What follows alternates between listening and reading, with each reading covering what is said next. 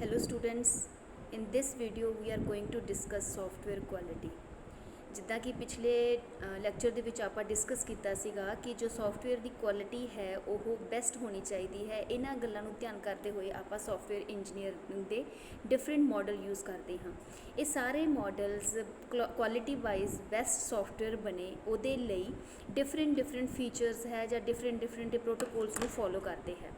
ਹੁਣ ਆਪਾਂ ਕੀ ਕਰਨਾ ਹੈਗਾ ਕਿ ਜਿਹੜਾ ਮੈਕ ਕਾਲ ਹੈ MC ਕਾਲ ਜਿਹਨੂੰ ਆਪਾਂ ਬੋਲਦੇ ਹਾਂ, ਤੇ ਇਹਦੇ ਵਿੱਚ ਜਿਹੜਾ ਹੈਗਾ ਇੱਕ ਸਟੈਂਡਰਡ ਮਾਡਲ ਬਣਿਆ ਹੋਇਆ ਹੈਗਾ ਜਿਹੜਾ ਸਿਰਫ ਤੇ ਸਿਰਫ ਕੁਆਲਿਟੀ ਕੰਸੀਡਰ ਕਰਦਾ ਹੈ। ਕੁਆਲਿਟੀ ਦਾ ਮਤਲਬ ਕੀ ਹੈ ਕਿ ਕਿਹੜੇ ਫੈਕਟਰਸ ਇਨਵੋਲਵ ਹੁੰਦੇ ਹੈ, ਕਿੰਨਾ ਫੈਕਟਰਸ ਨੂੰ ਮੈਜ਼ਰ ਕਰਕੇ ਆਪਾਂ ਕੈਲਕੂਲੇਟ ਕਰ ਸਕਦੇ ਹਾਂ ਕਿ ਕੁਆਲਿਟੀ ਸੌਫਟਵੇਅਰ ਦੀ ਕਿੱਦਾਂ ਦੀ ਹੈ। ਇਹਦੇ ਵਿੱਚ ਆਪਾਂ 11 ਫੈਕਟਰ ਇਸ ਮਾਡਲ ਦੇ ਵਿੱਚ ਯੂਜ਼ ਕਰਦੇ ਹਾਂ। 12 ਤੋਂ ਲੈ ਕੇ 15 ਤੱਕ ਜਿਹੜੇ ਮਾਡਲ ਹੈ ਉਸ ਤੋਂ ਬਾਅਦ ਡਿਊਸ਼ ਐਂਡ ਵਿਲੀਜ਼ ਨੇ ਯੂਜ਼ ਕੀਤੇ ਸੀਗੇ, ਜਿਹਦੇ ਵਿੱਚ 11 ਫੈਕਟਰ ਤੋਂ ਬਾਅਦ 4 ਫੈਕਟਰ ਹੋਰ ਐਡ ਕਰ ਦਿੱਤੇ ਗਏ ਨੇ। ਇਹਨਾਂ ਫੈਕਟਰਸ ਨੂੰ ਆਪਾਂ ਡਿਟੇਲ ਦੇ ਵਿੱਚ ਡਿਸਕਸ ਕਰਦੇ ਹਾਂ ਇਸ ਵੀਡੀਓ ਦੇ ਵਿੱਚ। ਜਦੋਂ ਮੈਕ ਕਾਲ ਦਾ ਜਿਹੜਾ ਹੈਗਾ ਫੈਕਟਰ ਸੀਗਾ ਉਹਨੂੰ ਆਪਾਂ 3 ਕੈਟੇਗਰੀ ਦੇ ਵਿੱਚ ਉਹਨਾਂ ਨੇ ਕਲਾਸੀਫਾਈਡ ਕੀਤਾ। ਪਹਿਲਾ ਜਿਹੜਾ ਹੈਗਾ ਪ੍ਰੋਡਕਟ ਆਪਰੇਸ਼ਨ ਫੈਕਟਰਸ ਨੇ ਕਿ ਜਿਹੜਾ ਸੌਫਟਵੇਅਰ ਤੁਸੀਂ ਬਣਾਵੋਗੇ ਉਹਦੇ ਆਪਰੇਸ਼ਨਸ ਕਿੱਦਾਂ ਪਰਫਾਰਮ ਹੋ ਰਹੇ ਨੇ। ਉਹਦੇ ਵਿੱਚ ਉਹਨਾਂ ਆਪਰੇਸ਼ਨਸ ਦੀ ਕਰੈਕਟਨੈਸ ਮੈਜ਼ਰ ਕੀਤੀ ਜਾਏਗੀ। ਰਿਲਾਇਬਲ ਕਿੰਨੇ ਕੁ ਨੇ ਆਪਰੇਸ਼ਨਸ, ਉਹ ਕਿੰਨੇ ਕੁ ਐਫੀਸ਼ੀਐਂਟ ਨੇ, ਕਿੰਨੇ ਕੁ ਆਪਸ ਦੇ ਵਿੱਚ ਇੰਟੀਗ੍ਰੇਟ ਕੰਬਾਈਨ ਨੇ, ਕਿੰਨੇ ਕੁ ਯੂਜ਼ੇਬਿਲਿਟੀ ਉਹਦੀ ਹੈਗੀ ਆ। ਯਾਨੀ ਜੋ ਆਪਾਂ ਸੌਫਟਵੇਅਰ ਡਿਜ਼ਾਈਨ ਕਰ ਰਹੇ ਹਾਂ ਉਹਨਾਂ ਸੌਫਟਵੇਅਰਸ ਦੇ ਵਿੱਚ ਜਿਹੜੇ ਆਪਰੇਸ਼ਨਸ ਪਰਫਾਰਮ ਹੋ ਰਹੇ ਹੈ ਉਹ ਆਪਰੇਸ਼ਨਸ ਕਰੈਕਟ ਹੋਣੇ ਚਾਹੀਦੇ, ਰਿਲਾਇਬਲ ਹੋਣੇ ਚਾਹੀਦੇ, ਐਫੀਸ਼ੀਐਂਟ ਹੋਣੇ ਚਾਹੀਦੇ, ਇੰਟੀਗਰਲ ਹੋਣੇ ਚਾਹੀਦੇ ਅਤੇ ਯੂਜ਼ੇਬਲ ਹੋਣੇ ਚਾਹੀਦੇ ਆ। ਯਾਨੀ ਇਹ ਸਾਰੀਆਂ ਚੀਜ਼ਾਂ, ਇਹ ਫੈਕਟਰਸ ਇਹ ਦੱਸਣਗੇ ਕਿ ਪ੍ਰੋਡਕਟ ਦਾ ਆਪਰੇਸ਼ਨ ਬੈਸਟ ਹੈ। ਨੈਕਸਟ ਹੈ ਪ੍ਰੋਡਕਟ ਰਿਵੀਜ਼ਨ ਫੈਕਟਰ। ਰਿਵੀਜ਼ਨ ਮਤਲਬ ਫਿਊਚਰ ਦੇ ਵਿੱਚ ਵੀ ਉਹ ਪ੍ਰੋਡਕਟ ਆਪਾਂ ਯੂਜ਼ ਕਰਨਾ ਹੈ। ਤਾਂ ਉਹਦੇ ਵਿੱਚ ਆਪਾਂ ਦੇਖਦੇ ਹਾਂ ਕਿ ਸੌਫਟਵੇਅਰ ਦੀ ਮੇਨਟੇਨੇਬਿਲਿਟੀ ਕਿੱਦਾਂ ਹੈ ਕਿ ਇਨ ਫਿਊਚਰ ਜੇ ਮਾਈਨਰ ਅਮੈਂਡਮੈਂਟ ਕਰਨੀ ਹੈ ਜਾਂ ਕੋਈ ਆਪਣਾ ਇਨਫਰਾਸਟਰਕਚਰ ਚੇਂਜ ਹੁੰਦਾ ਹੈ, ਕੋਈ ਆਪਣਾ ਹੈਗਾ ਪਲੇਟਫਾਰਮ ਚੇਂਜ ਹੁੰਦਾ ਹੈ, ਦੈਨ ਆਪਾਂ ਸੌਫਟਵੇਅਰ ਦੇ ਵਿੱਚ ਕੀ ਚੇਂਜਸ ਕਰਕੇ ਉਹਨੂੰ ਯੂਜ਼ ਕਰ ਸਕੀਏ, ਰਿਵਾਈਜ਼ ਕਰ ਸਕੀਏ। ਫਲੈਕਸੀਬਲ, ਉਹਦੇ 'ਚ ਨਵੇਂ ਆਪਰੇਸ਼ਨਸ ਐਡ ਹੋ ਸਕਣ। ਟੈਸਟੇਬਲ ਹੋਣਾ ਚਾਹੀਦਾ, ਉਹਦੇ ਵਿੱਚ ਟੈਸਟ ਕੇਸਿਸ ਪਾਸ ਕਰਕੇ ਉਹਨੂੰ ਰਨ ਕੀਤਾ ਜਾ ਸਕਦਾ ਹੋਵੇ। Product transition factor. ਟ੍ਰਾਂਜੀਸ਼ਨ ਮਤਲਬ ਇੱਕ ਪਲੇਟਫਾਰਮ ਤੋਂ ਦੂਜੇ ਪਲੇਟਫਾਰਮ ਦੇ ਉੱਤੇ ਇੰਡੀਪੈਂਡੈਂਟਲੀ ਉਹ ਰਨ ਹੁੰਦੇ ਹੋਣ। ਮੀਨਸ ਪੋਰਟੇਬਲ ਹੋਣੇ ਚਾਹੀਦੇ ਆ, ਰੀਯੂਜ਼ੇਬਲ ਹੋਣੇ ਚਾਹੀਦੇ ਆ। ਇਹ ਨਹੀਂ ਹੈ ਕਿ ਇੱਕ ਵਾਰ ਸੌਫਟਵੇਅਰ ਡਿਜ਼ਾਈਨ ਕਰਤਾ ਨੈਕਸਟ ਟਾਈਮ ਉਹਦੇ ਵਿੱਚ ਕੋਈ ਅਮੈਂਡਮੈਂਟ ਹੀ ਨਾ ਹੋ ਸਕਦੀ ਹੋਵੇ। ਇੰਟਰੋਪਰੇਟੇਬਿਲਿਟੀ ਕੀ ਇਹਦੇ ਵਿੱਚ ਕੀ ਹੈਗਾ ਕਿ ਜਿਹੜਾ ਤੁਹਾਡਾ ਸਿਸਟਮ ਹੈ ਆਪਸ ਦੇ ਵਿੱਚ ਸਾਰੇ ਮੋਡਿਊਲਸ ਕੰਬਾਈਨ ਹੁੰਦੇ ਨੇ, ਆਪਸ ਦੇ ਵਿੱਚ ਉਹ ਇੱਕ ਦੂਜੇ ਦੇ ਨਾਲ ਮਿਲ ਕੇ ਕੰਮ ਕਰਦੇ ਹੋਣ। ਇਹ ਨਹੀਂ ਹੈਗਾ ਕਿ ਪ੍ਰੋਡਕਟ ਦਾ ਕੋਈ ਮੋਡਿਊਲ ਇੰਡੀਵਿਜੂਅਲ ਰਨ ਹੋ ਰਿਹਾ ਹੈ ਅਤੇ ਉਹਦੇ ਪ੍ਰੋਡਕਟ ਦੇ ਨਾਲ ਕੋਈ ਲੈਣਾ ਦੇਣਾ ਨਹੀਂ ਹੈ। ਯਾਨੀ ਸਿਸਟਮ ਜੋ ਵੀ ਤੁਸੀਂ ਪ੍ਰੋਡਕਟ ਡਿਜ਼ਾਈਨ ਕਰੋਗੇ ਉਹਦੇ ਆਪਰੇਸ਼ਨ ਚੈੱਕ ਕਰਨੇ ਨੇ ਕਿ ਸਾਰੇ ਆਪਰੇਸ਼ਨ ਦੇ ਲਈ ਆਪਣੇ ਕੋਲ ਇਹ ਜਿਹੜੇ 5 ਫੈਕਟਰਸ ਨੇ ਉਹ ਆਪਰੇਸ਼ਨ ਦੀ ਮੈਜ਼ਰਮੈਂਟ ਲਈ ਹੈ, 3 ਫੈਕਟਰ ਉਹਦੀ ਰਿਵੀਜ਼ਨ ਦੀ ਮੈਜ਼ਰਮੈਂਟ ਦੇ ਲਈ ਹੈ ਅਤੇ 3 ਹੀ ਫੈਕਟਰ ਉਹਦੀ ਟ੍ਰਾਂਜੀਸ਼ਨ ਦੀ ਮੈਜ਼ਰਮੈਂਟ ਦੇ ਲਈ ਹੈ। ਹੁਣ ਇਹਨਾਂ ਫੈਕਟਰਸ ਨੂੰ ਆਪਾਂ ਡਿਟੇਲ ਦੇ ਵਿੱਚ ਕਰਦੇ ਹਾਂ।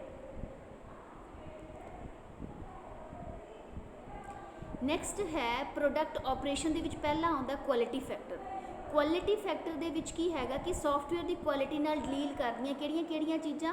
ਕਰੈਕਟਨੈਸ, ਉਹਦੀ ਆਊਟਪੁੱਟ ਪ੍ਰੋਪਰ ਆ ਰਹੀ ਹੈ, ਆਊਟਪੁੱਟ ਮਿਸ਼ਨ ਕਿਸ ਤਰ੍ਹਾਂ ਦਾ ਹੈ, ਐਕੂਰੇਸੀ ਕਿਸ ਤਰ੍ਹਾਂ ਦੀ ਹੈ, ਡਾਟਾ ਇਨਐਕੂਰੇਟ ਰਿਜ਼ਲਟ ਤਾਂ ਨਹੀਂ ਪ੍ਰੋਡਿਊਸ ਕਰ ਰਿਹਾ, ਇਨਐਕੂਰੇਟ ਕੈਲਕੂਲੇਸ਼ਨਸ ਤਾਂ ਨਹੀਂ ਕਰ ਰਿਹਾ, ਪ੍ਰੋਪਰ ਕੰਪਲੀਟ ਆਊਟਪੁੱਟ ਜਨਰੇਟ ਹੋ ਰਹੀ ਹੈ, ਅਪ ਟੂ ਡੇਟ ਹੈ ਤੁਹਾਡਾ ਸੌਫਟਵੇਅਰ, ਪ੍ਰੋਪਰ ਅਵੇਲੇਬਲ ਹੋ ਰਹੀ ਹੈ ਇਨਫੋਰਮੇਸ਼ਨ ਯੂਜ਼ਰ ਨੂੰ, standard coding and proper documentation ਹੈ। ਇਹ ਹੈਗੀ ਉਹਦੀ ਕਰੈਕਟਨੈਸ ਚੈੱਕ ਕਰਨ ਵਾਸਤੇ। ਕਰੈਕਟਨੈਸ ਆਪਾਂ ਆਊਟਪੁੱਟ ਦੀ ਕਰੈਕਟਨੈਸ ਦੇਖਾਂਗੇ, ਉਹ ਕੰਪਲੀਟ ਤਾਂ ਹੈਗਾ ਫਾਰਮ, ਕੰਪਲੀਟਨੈਸ ਦੇਖਾਂਗੇ, ਫਿਰ ਉਹ ਅਪ ਟੂ ਡੇਟ ਤਾਂ ਹੈ, ਇਨਫੋਰਮੇਸ਼ਨ ਪ੍ਰੋਪਰ ਅਵੇਲੇਬਲ ਹੋ ਰਹੀ ਹੈ ਯੂਜ਼ਰ ਨੂੰ, ਸਟੈਂਡਰਡ ਫੋਲੋ ਕਰਦੀ ਹੈ ਨਹੀਂ ਕਰਦੀ, ਦੈਟ ਇਜ਼ ਕਰੈਕਟਨੈਸ। ਦੂਜੀ ਹੈ ਰਿਲਾਇਬਿਲਿਟੀ। ਰਿਲਾਇਬਿਲਿਟੀ ਦੀ ਹੈ ਕਿ ਉਸ ਦੇ ਉੱਤੇ ਜਿਹੜਾ ਹੈਗਾ ਸਿਸਟਮ ਕਿਸੇ ਤਰ੍ਹਾਂ ਫੇਲੀਅਰ ਤਾਂ ਨਹੀਂ ਅਕਰ ਹੋ ਰਿਹਾ, ਕਿਸੇ ਐਂਡ ਦੇ ਉੱਤੇ ਸਿਸਟਮ ਜਿਹੜਾ ਹੈ ਆਊਟਪੁੱਟ ਗਲਤ ਤਾਂ ਨਹੀਂ ਜਨਰੇਟ ਕਰ ਰਿਹਾ, ਜਾਂ ਜਦੋਂ ਸਿਸਟਮ ਨੂੰ ਆਪਰੇਟ ਕਰ ਰਿਹਾ ਯੂਜ਼ਰ ਉਹਦੇ ਉੱਤੇ ਟਰਸਟ ਕਰ ਸਕਦਾ ਹੈ, ਉਹਦੇ ਇੱਦਾਂ ਤਾਂ ਨਹੀਂ ਹੈਗਾ ਕਿ ਉਹਨੂੰ ਸਿਸਟਮ ਨੂੰ ਯੂਜ਼ ਕਰੇ ਅਤੇ ਲਾਸਟ ਦੇ ਉੱਤੇ ਆਊਟਪੁੱਟ ਜਾਂ ਰਿਪੋਰਟ ਜਨਰੇਟ ਨਹੀਂ ਕਰ ਰਿਹਾ, ਦੈਨ ਇੰਟਾਇਰ ਸਿਸਟਮ ਨੂੰ ਡੈਮੇਜ ਮੰਨ ਕੇ ਚੱਲਾਂਗੇ ਆਪਾਂ। ਐਫੀਸ਼ੀਐਂਸੀ ਸਿਸਟਮ ਦੀ ਕੀ ਹੈ। ਐਫੀਸ਼ੀਐਂਸੀ ਕੀ ਹੈਗੀ ਹੈ ਕਿ ਜਿਹੜੀ ਫੰਕਸ਼ਨਲ ਉਹ ਰਨ ਕਰਦੇ ਹੈਗੇ ਆ ਉਹ ਰਿਸੋਰਸਿਸ ਨੂੰ ਯੂਜ਼ ਕਰ ਰਹੇ, ਉਹਨੂੰ ਪ੍ਰੋਪਰ ਯੂਟੀਲਾਈਜੇਸ਼ਨ ਹੋ ਰਿਹਾ ਹੈ। ਇਹ ਤਾਂ ਨਹੀਂ ਹੈਗਾ ਕਿ ਤੁਸੀਂ ਜਿਹੜਾ ਸਿਸਟਮ ਯੂਜ਼ ਕਰ ਰਹੇ ਹੋ ਉਹ ਜ਼ਿਆਦਾ ਗੀਗਾਬਾਈਟ 'ਤੇ ਕੰਮ ਕਰਦਾ ਸੀ, ਬਟ ਜਿਹੜਾ ਅਸੀਂ ਤੁਹਾਨੂੰ ਸਿਸਟਮ ਡਿਜ਼ਾਈਨ ਕਰਕੇ ਤਾਂ ਮੈਗਾਬਾਈਟ ਹੀ ਚੱਲ ਰਿਹਾ, ਉਹਦੀ ਸਪੀਡ ਬਹੁਤ ਜ਼ਿਆਦਾ ਸਲੋ ਹੈ। ਤਾਂ ਯਾਨੀ ਤੁਹਾਡੇ ਜਿਹੜੇ ਰਿਸੋਰਸਿਸ ਉਹ ਪ੍ਰੋਪਰ ਯੂਜ਼ ਨਹੀਂ ਹੋ ਰਹੇ। ਇਟ ਮੀਨ ਕੀ ਹੈ ਕਿ ਤੁਹਾਡਾ ਸੌਫਟਵੇਅਰ ਐਫੀਸ਼ੀਐਂਟ ਨਹੀਂ ਹੈ, ਜੋ ਅਵੇਲੇਬਲ ਰਿਸੋਰਸਿਸ ਹੈ ਉਹਨਾਂ ਨੂੰ ਪ੍ਰੋਪਰਲੀ ਯੂਜ਼ ਨਹੀਂ ਕਰ ਰਿਹਾ। ਨੈਕਸਟ ਹੈ ਇੰਟੀਗ੍ਰਿਟੀ। ਇੰਟੀਗ੍ਰਿਟੀ ਦੇ ਵਿੱਚ ਕੀ ਹੈ, ਜਿਹੜੇ ਪ੍ਰੋਬਲਮ ਸੀ ਲਾਸਟ ਜਿਹੜੀ ਹੈਗੀ ਆ ਉਹਨੂੰ ਆਪਾਂ ਪਾਰਟਸ ਦੇ ਵਿੱਚ ਡਿਵਾਈਡ ਕਰਕੇ ਰਨ ਕੀਤਾ, ਹਰ ਇੱਕ ਕੋਲੇ ਹਰ ਇੱਕ ਪਰਮਿਸ਼ਨ ਨਹੀਂ ਹੁੰਦੀ, ਗਰੁੱਪ ਦੇ ਵਿੱਚ ਆਪਾਂ ਨੂੰ ਅਲੱਗ ਕੀਤਾ। ਦੈਨ ਸਿਕਿਉਰਿਟੀ ਵਾਈਜ਼ ਤੁਸੀਂ ਕਿੱਦਾਂ ਅਥੋਰਾਈਜ਼ਡ ਪਰਸਨ ਨੂੰ ਅਸੈਸ ਦਿੱਤਾ ਹੈ, ਅਨਅਥੋਰਾਈਜ਼ਡ ਪਰਸਨ ਨੂੰ ਅਸੈਸ ਨਹੀਂ ਕਰ ਸਕਦੇ। ਇਸ ਤਰੀਕੇ ਨਾਲ ਕਿਹੜਾ ਪੋਰਸ਼ਨ ਪ੍ਰੋਡਕਟ ਦਾ, ਕਿਹੜਾ ਪੋਰਸ਼ਨ ਕਿਹੜਾ ਯੂਜ਼ਰ ਅਸੈਸ ਕਰ ਸਕਦਾ, ਕਿਹੜਾ ਪੋਰਸ਼ਨ ਜਿਹੜਾ ਹੈਗਾ ਆਪਣੇ ਜਿਹੜਾ ਹੈਗਾ ਮੇਨ ਜਿਹੜੇ ਜਿਨ੍ਹਾਂ ਨੇ ਡਿਵੈਲਪ ਕੀਤਾ ਡਿਵੈਲਪਰਸ ਦੇ ਲਈ ਹੈਗਾ, ਠੀਕ ਹੈ। ਤਾਂ ਹਰ ਟਾਈਪ ਦੀ ਪਰਮਿਸ਼ਨ ਆਪਾਂ ਉਹਨਾਂ ਨੂੰ ਦੇਣੀ ਹੈਗੀ ਹੈ। ਯੂਜ਼ੇਬਿਲਿਟੀ, ਜਿਹੜਾ ਤੁਹਾਡਾ ਹੈਗਾ ਸਿਸਟਮ ਹੈ ਉਹ ਜਿਹੜਾ ਹੈਗਾ EMPLOYE ਅਗਰ ਨਵੇਂ ਆ ਜਾਂਦੇ ਤਾਂ ਕਿੰਨੀ ਕੁ ਟ੍ਰੇਨਿੰਗ ਦੇ ਕੇ ਆਪਾਂ ਉਸ ਸਿਸਟਮ ਨੂੰ ਆਪਰੇਟ ਕਰ ਸਕਦੇ ਨੇ, ਕਿ ਯੂਜ਼ੇਬਲ ਕਿੰਨਾ ਕੁ ਹੈ, ਹਰ ਟਾਈਪ ਦੇ EMPLOYE ਲਈ ਯੂਜ਼ ਹੈ ਜਾਂ ਸਿਰਫ ਜਿਹੜੇ ਪਰਸਨ ਡੀਲ ਕਰ ਰਹੇ ਸਿਰਫ ਉਹਨਾਂ ਲਈ ਯੂਜ਼ੇਬਲ ਹੈ। ਉਹ ਕੀ ਹੋਣਾ ਚਾਹੀਦਾ ਹੈ, ਫਰੈਸ਼ਰ ਵਾਸਤੇ ਵੀ ਉਨਾ ਹੀ ਈਜ਼ੀ ਹੋਣਾ ਚਾਹੀਦਾ ਹੈ ਜਿੰਨਾ ਉਹ ਪਹਿਲਾਂ ਜਿਹੜੇ ਸਟਾਫ ਮੈਂਬਰ ਯੂਜ਼ ਕਰ ਰਹੇ ਉਹਨਾਂ ਦੇ ਲਈ ਹੈਗਾ। ਨੈਕਸਟ ਆਪਾਂ ਕਰਦੇ ਹਾਂ ਪ੍ਰੋਡਕਟ ਦੀ ਰਿਵੀਜ਼ਨ ਦੇ ਫੈਕਟਰਸ ਕਿਹੜੇ ਹੈ। ਪਹਿਲੀ ਹੈਗੀ ਮੇਨਟੇਨੇਬਿਲਿਟੀ, ਇਹਦੇ ਵਿੱਚ ਸਿਸਟਮ ਨੂੰ ਮੇਨਟੇਨ ਕਰਕੇ ਰੱਖਣਾ ਹੈ। ਕੁਛ ਰੀਜ਼ਨਸ ਕਰਕੇ ਸਿਸਟਮ ਅਗਰ ਫੇਲੀਅਰ ਹੋ ਜਾਂਦਾ ਤਾਂ ਫੇਲੀਅਰ ਨੂੰ ਕਰੈਕਟ ਕੀਤਾ ਜਾਵੇ ਅਤੇ ਉਹਦੀਆਂ ਜਿਹੜੀਆਂ ਕਰੈਕਸ਼ਨਸ ਹੈ ਵੈਰੀਫਾਈ ਕੀਤੀਆਂ ਜਾਣ ਕਿ ਕਰੈਕਸ਼ਨ ਕਰਨ ਤੋਂ ਬਾਅਦ ਸਿਸਟਮ ਪ੍ਰੋਪਰਲੀ ਕੰਮ ਕਰ ਰਿਹਾ ਨਹੀਂ ਕਰ ਰਿਹਾ। ਫਲੈਕਸੀਬਿਲਿਟੀ, ਕਿ ਸਿਸਟਮ ਦੇ ਵਿੱਚ ਅਗਰ ਕੋਈ ਯੂਜ਼ਰ ਦੇ ਵੱਲੋਂ ਕੋਈ ਚੇਂਜਸ ਚਾਹੁੰਦਾ ਹੈ, ਕਸਟਮਰ ਕੋਈ ਚੇਂਜਸ ਚਾਹੁੰਦਾ ਹੈ ਤਾਂ ਉਹ ਕਸਟਮਰਸ ਉਹ ਚੇਂਜਸ ਕਰ ਸਕੇ, ਕਿ ਚੇਂਜਸ ਕਰਕੇ ਉਹਦੇ ਵਿੱਚ ਨਵੀਆਂ ਅਮੈਂਡਮੈਂਟ ਕਰਕੇ ਜਿਹੜਾ ਬਣਿਆ ਬਣਾਇਆ ਸਿਸਟਮ ਹੈਗਾ ਉਹਨੂੰ ਆਪਾਂ ਯੂਜ਼ ਕਰ ਸਕੀਏ। ਯਾਨੀ ਅਗਰ ਟੈਕਨੀਕਲ ਜਾਂ ਕਿਸੇ ਤਰ੍ਹਾਂ ਦੀ ਕੋਈ ਚੇਂਜਸ ਆਉਂਦੀਆਂ ਨੇ, ਤੁਹਾਡੇ ਇਨਵਾਇਰਨਮੈਂਟ ਚੇਂਜ ਹੋ ਜਾਂਦਾ ਹੈ ਜਾਂ ਕਿਸੇ ਟਾਈਪ ਦਾ ਕੋਈ ਵੀ ਤੁਸੀਂ ਪਲੇਟਫਾਰਮ ਚੇਂਜ ਕਰ ਲੈਂਦੇ ਹੋ ਤਾਂ ਸਿਸਟਮ ਡੀਲ ਕਰ ਸਕੇ ਇਹਨਾਂ ਫੈਕਟਰਸ ਦੇ ਨਾਲ ਵੀ।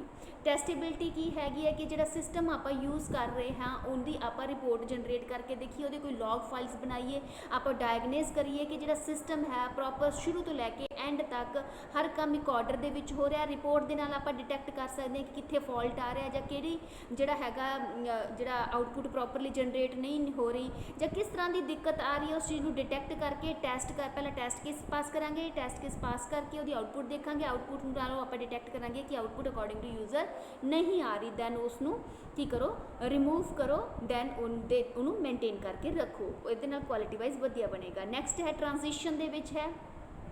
ਟ੍ਰਾਂਜੀਸ਼ਨ ਦੇ ਵਿੱਚ ਆਉਂਦੀ ਹੈ ਪਹਿਲੀ ਪੋਰਟੇਬਿਲਿਟੀ, ਕਿ ਸਿਸਟਮ ਕਿਸੇ ਵੀ ਹਾਰਡਵੇਅਰ ਜਾਂ ਕਿਸੇ ਵੀ ਆਪਰੇਟਿੰਗ ਸਿਸਟਮ ਜਾਂ ਕਿਸੇ ਵੀ ਟੈਕਨੋਲੋਜੀ ਦੇ ਉੱਤੇ ਇੰਡੀਪੈਂਡੈਂਟਲੀ ਰਨ ਹੁੰਦਾ ਹੋਵੇ, ਉਹਦੇ 'ਚ ਇਹ ਪ੍ਰੋਬਲਮ ਨਾ ਹੋਵੇ ਕਿ ਇਹ ਪਲੇਟਫਾਰਮ ਅਗਰ ਬਦਲ ਗਿਆ ਤੇ ਹੁਣ ਇਹ ਸੌਫਟਵੇਅਰ ਨੇ ਕੰਮ ਨਹੀਂ ਕਰਨਾ।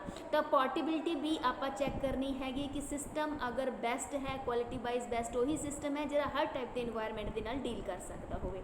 ਨੈਕਸਟ ਹੈ ਰੀਯੂਜ਼ੇਬਿਲਿਟੀ। ਰੀਯੂਜ਼ੇਬਿਲਿਟੀ ਦੇ ਵਿੱਚ ਉਹ ਸਿਸਟਮ ਦੇ ਜਿਹੜੇ ਮੋਡਿਊਲਸ ਹੈ, ਓਰੀਜਨਲ ਮੋਡਿਊਲ ਹੈ, ਉਹਦੇ ਵਿੱਚ ਆਪਾਂ ਮਾਈਨਰ ਚੇਂਜ ਕਰਕੇ ਸਮਟਾਈਮਸ ਆਪਣਾ ਜਿਹੜੀ ਹੈਗੀ ਆ ਜੋ ਆਪਾਂ ਜਿਸ ਪਰਪਸ ਦੇ ਲਈ ਸੌਫਟਵੇਅਰ ਬਣਾਇਆ ਸੀ ਉਹ ਪਰਪਸ ਦੇ ਵਿੱਚ ਕੁਛ ਚੇਂਜਸ ਆ ਗਈਆਂ, ਆਪਣਾ ਬਿਜ਼ਨਸ ਨਵਾਂ ਹੋ ਗਿਆ ਜਾਂ ਕੁਛ ਟਾਈਮ ਪੀਰੀਅਡ ਤੋਂ ਬਾਅਦ ਆਪਾਂ ਇਨਫਰਾਸਟ੍ਰਕਚਰ 'ਚ ਜੋ ਵੀ ਚੀਜ਼ਾਂ ਚੇਂਜ ਕਰਨੀਆਂ ਨੇ ਤਾਂ ਆਪਾਂ ਬਣੇ ਬਣਾਏ ਸਿਸਟਮ ਦੇ ਵਿੱਚ ਹੀ ਚੇਂਜਸ ਕਰੀਏ, ਉਸ ਨੂੰ ਯੂਜ਼ ਕਰਕੇ ਨਵਾਂ ਸਿਸਟਮ ਡਿਵੈਲਪ ਕਰੀਏ। ਯਾਨੀ ਸਿਸਟਮ ਇਸ ਤਰੀਕੇ ਦਾ ਹੋਣਾ ਚਾਹੀਦਾ ਹੈ ਕਿ ਫਿਊਚਰ ਦੇ ਵਿੱਚ ਅਗਰ ਪ੍ਰੋਜੈਕਟ ਦੇ ਵਿੱਚ ਕੋਈ ਚੇਂਜਸ ਕਰਨੀਆਂ ਹੈ ਤਾਂ ਮੋਡਿਊਲ ਐਡ ਕੀਤੇ ਜਾ ਸਕਣ ਤੇ ਉਹ ਸੌਫਟਵੇਅਰ ਨੂੰ ਬਣੇ ਬਣਾਏ ਸੌਫਟਵੇਅਰ ਨੂੰ ਰੀਯੂਜ਼ ਕੀਤਾ ਜਾ ਸਕੇ ਤਾਂ ਕਿ ਤੁਹਾਡਾ ਡਿਵੈਲਪਮੈਂਟ ਟਾਈਮ ਹੈ ਉਹ ਘੱਟ ਲੱਗੇ ਤੇ ਕੁਆਲਿਟੀ ਵਾਈਜ਼ ਤੁਹਾਡਾ ਸਿਸਟਮ ਬਹੁਤ ਬੈਟਰ ਬਣ ਜੇ। ਇੰਟਰੋਪਰੇਬਿਲਿਟੀ ਕੀ ਹੈ, ਇਹਦੇ ਵਿੱਚ ਕੀ ਹੈਗਾ ਕਿ ਜਦੋਂ ਆਪਾਂ ਇੱਕ ਸਿਸਟਮ ਦਾ ਦੂਜੇ ਸਿਸਟਮ ਦੇ ਨਾਲ ਇੰਟਰੈਕਸ਼ਨ ਕਰਦੇ ਹਾਂ, ਫॉर ਐਗਜ਼ਾਮਪਲ ਕੀ ਹੁੰਦਾ ਹੈਗਾ ਕਿ ਇੱਕ firmware of the production machinery ਹੈ ਐਂਡ ਟੈਸਟਿੰਗ ਇਕਵਿਪਮੈਂਟ ਇੰਟਰਫੇਸ ਹੈ with the production control system. ਇਹ ਦੋਨੇ ਮੋਡਿਊਲ ਕਿਹੜੇ ਮੋਡਿਊਲ, ਫਰਮਵੇਅਰ ਪ੍ਰੋਡਕਸ਼ਨ ਮਸ਼ੀਨਰੀ, ਦੂਜਾ ਹੈ ਟੈਸਟਿੰਗ ਇਕਵਿਪਮੈਂਟ ਇੰਟਰਫੇਸ। ਇਹ ਦੋਨੇ ਮਿਲ ਕੇ ਕਿਹਦੇ ਨਾਲ ਡੀਲ ਕਰਦੇ ਆ, ਪ੍ਰੋਡਕਸ਼ਨ ਕੰਟਰੋਲ ਸੌਫਟਵੇਅਰ ਦੇ ਨਾਲ। ਤੇ ਹੁਣ ਦੇਖੋ ਜਦੋਂ ਆਪਾਂ ਪੂਰੀ ਲਾਰਜ ਪ੍ਰੋਬਲਮ ਹੈ ਛੋਟੇ ਛੋਟੇ ਪਾਰਟ ਦੇ ਵਿੱਚ ਡਿਵਾਈਡ ਕੀਤੀ ਹੈ ਤਾਂ ਹਰ ਇੰਡੀਵਿਜੂਅਲ ਅਲੱਗ-ਅਲੱਗ ਕੰਮ ਕਰੇਗਾ। ਉਹ ਇੰਡੀਵਿਜੂਅਲ ਜਿਹੜਾ ਅਲੱਗ-ਅਲੱਗ ਕੰਮ ਕਰੇਗਾ ਉਹਨਾਂ ਦੇ ਜਿਹੜੇ ਕੰਬਾਈਨਡ ਰਿਜ਼ਲਟ ਹੈ ਉਹ ਕੀ ਹੈ ਤੁਹਾਡੇ ਕੁਆਲਿਟੀ ਦੇ ਲਈ ਬਹੁਤ ਜ਼ਿਆਦਾ ਜ਼ਰੂਰੀ ਹਨ। ਤਾਂ ਆਪਸ ਦੇ ਵਿੱਚ ਉਹਨਾਂ ਦਾ ਆਪਸ ਦੇ ਵਿੱਚ ਇੰਟੀਗ੍ਰੇਸ਼ਨ ਹੋਣਾ ਚਾਹੀਦਾ ਹੈ।